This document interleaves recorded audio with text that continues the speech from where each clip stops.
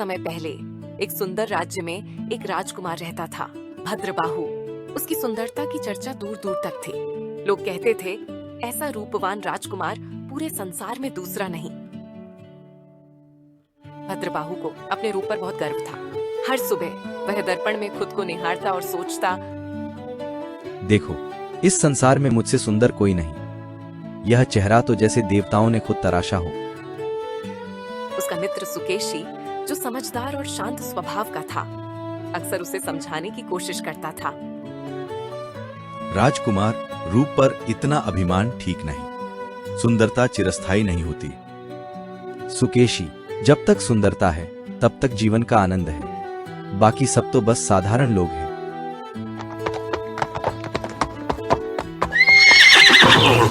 एक दिन दोनों मित्र घूमने निकले।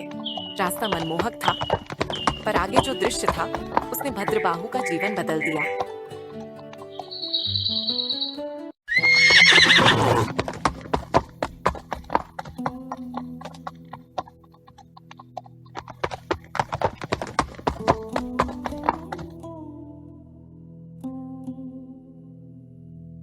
सुकेशी, ये कैसी जगह है? ये आग की लपटें क्यों उठ रही हैं? युवराज, यह शमशान है। किसी व्यक्ति का अंतिम संस्कार हो रहा है। क्या वह व्यक्ति बहुत कुरूप था? शायद इसलिए लोग उसे जला रहे हैं।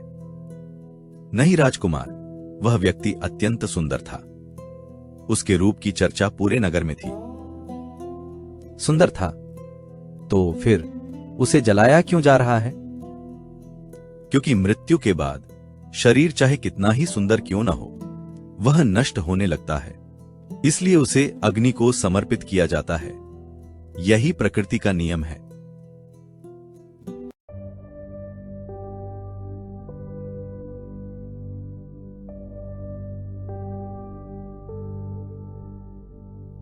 देख रहे हैं स्वामी, राजकुमार अब न मुस्कुराते हैं, न किसी से बात करते हैं। न जाने आखिर इन्हें हुआ क्या है। चलो, इसे किसी ज्ञानी महात्मा के पास ले चले।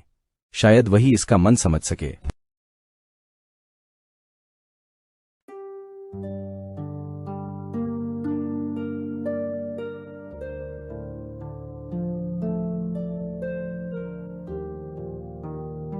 कुमार, तुम्हारे मुख पर उदासी क्यों है?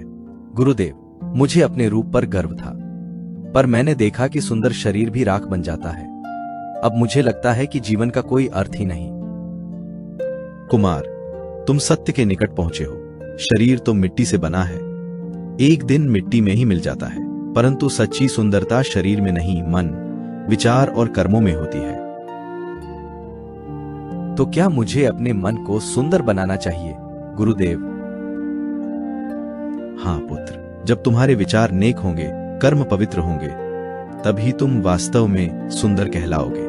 यह शरीर तो एक वस्त्र है, लेकिन मन की सुंदरता अमर है। गुरुदेव, आपने मेरी आंखें खोल दी। अब मैं अपने कर्मों से सुंदर बनूंगा। उस दिन के बाद भद्रबाहु का जीवन बदल गया।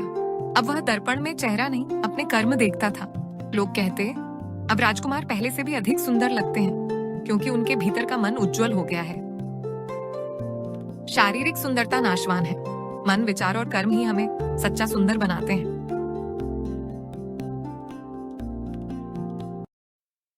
अगर आपको ये कहानी पसंद आई हो तो कृपया लाइक करें और अपने दोस्तों के साथ शेयर करें। और ऐसी ही मजेदार कहानियों के लिए हमारे चैनल को सब्सक्राइब करना न भूलें।